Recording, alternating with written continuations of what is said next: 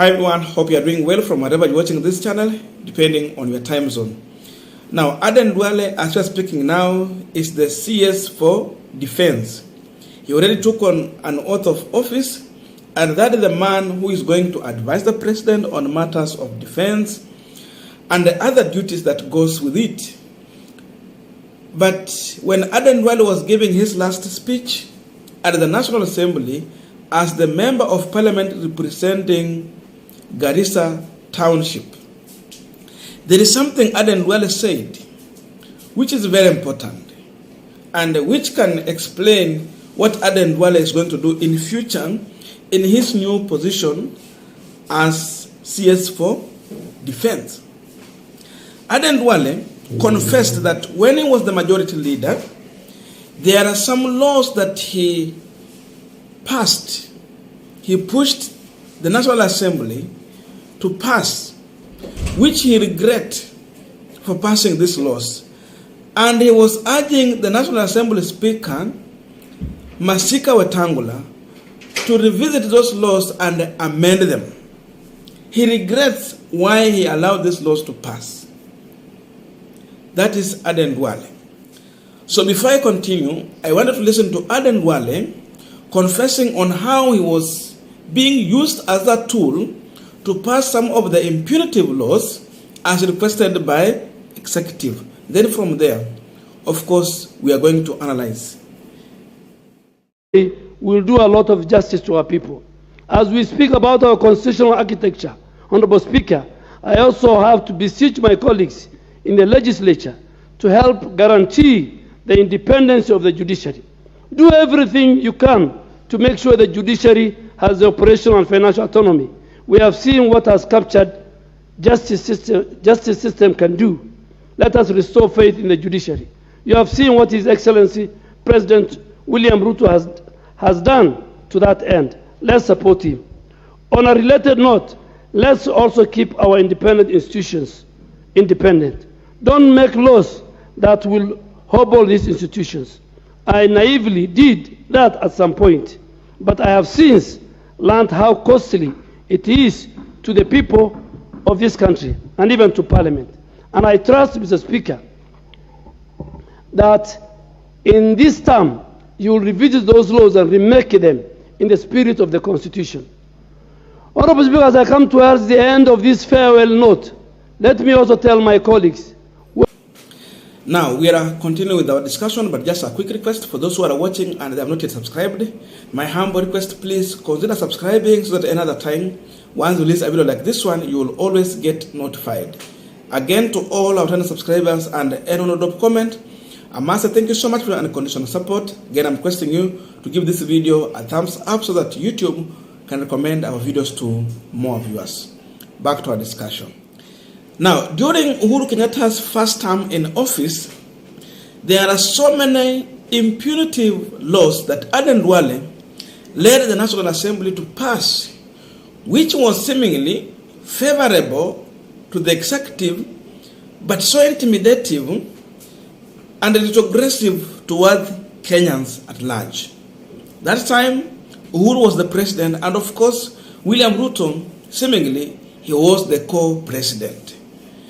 The issue to do with the controversial bills to do with the security laws, the issue to do with the controversial financial bill that he passed, which was imposing levies on fuel and the gas, so many things Aden Duale was able to pass, which was seemingly helping the state, the executive, in the way they would want to govern this country.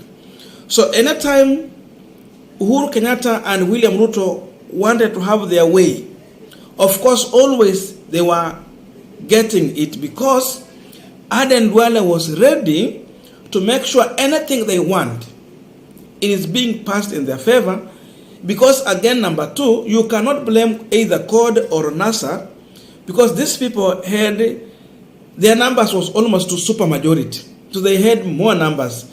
Unlike what we are having now, the difference is very small. So anything they would want to pass, it could just pass easily. But Aden Duale was forgetting one thing, that in the current 2010 constitution, there's nothing like the opposition and the government side. The work of a legislator, any, is to oversight the executive and make laws that will be favorable to the people who voted for them. Aden Duale forgot this. He became a state officer working for the executive.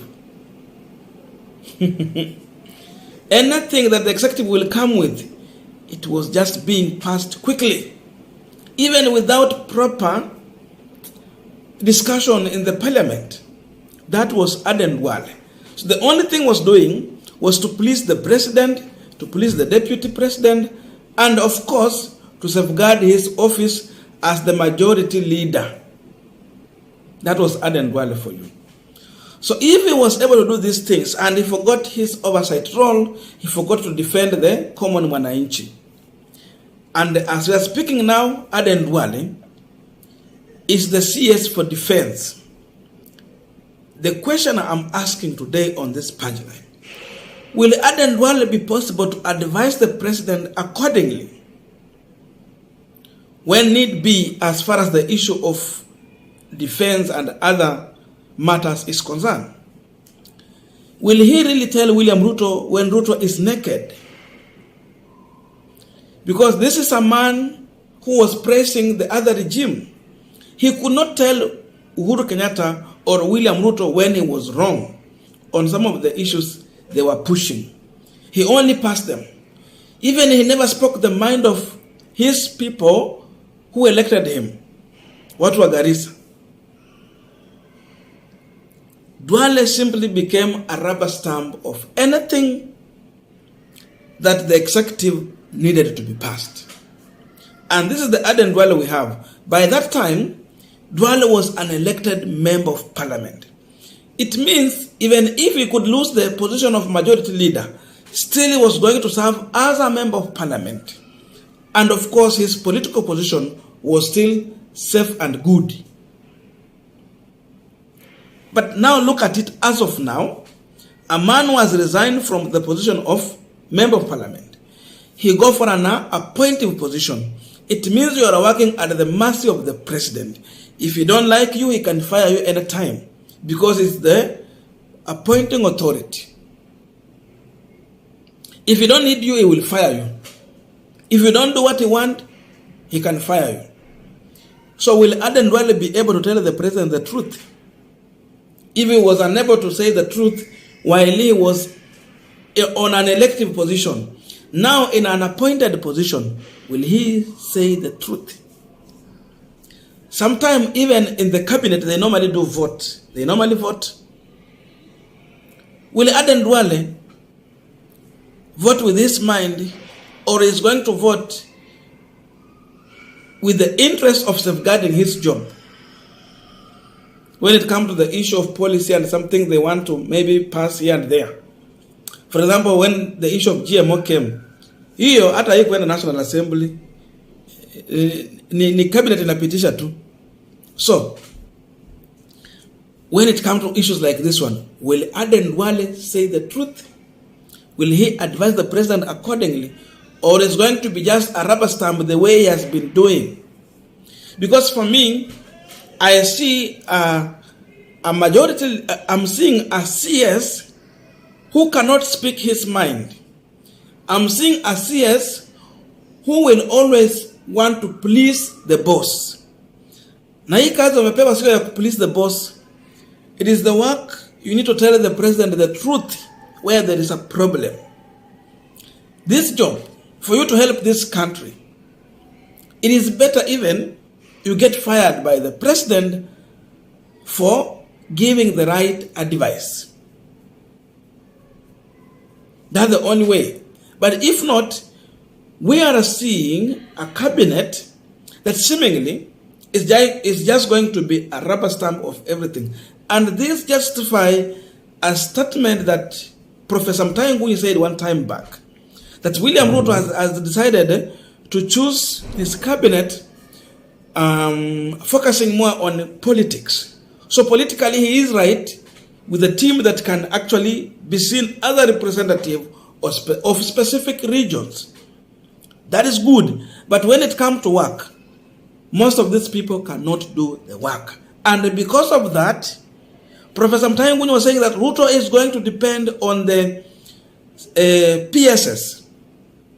These are the people who will be on the ground working for the president. But these other people are merely just the face, but they cannot deliver. So what we are seeing now, we see people like Aden Duale who cannot deliver anything. They are just there to praise the president and of course carry the figure, carry the face of the region where they are coming from. That is the kind of people we are having now in William Ruto's cabinet. This is a man who cannot defend poor of the poorest. This is a man who will not even defend his people when they are dying of hunger, drought. He might not speak about this thing once he's in the government side. He was only able to speak when he was kicked out. The other time he came out to speak about some issues. But when he was in Uhuru Kenyatta's government, he was a very quiet man defending his position. Even to the last minute when they kicked him out, he couldn't say the truth. So the question is, even if he's telling Senator Wetangula, or Speaker Wetangula, to try and reverse some of the amendment he did, how will Wetangula do? Wetangula is just the speaker. At first place, you need to persuade those members of parliament. And again, this is like hypocrisy, because when Aden Duale was removed from the position of majority leader, he had a chance in the parliament to again speak about this issue and push for the amendment of those bills that he had already passed in the parliament. He had that chance. He did not do that. So what he's trying to do here is just to play with the mind of Kenyans and shedding crocodile tears, but there's nothing Aden Duale can do. I don't know your views, but let us meet in the comment section for continuation of this conversation. Thank you.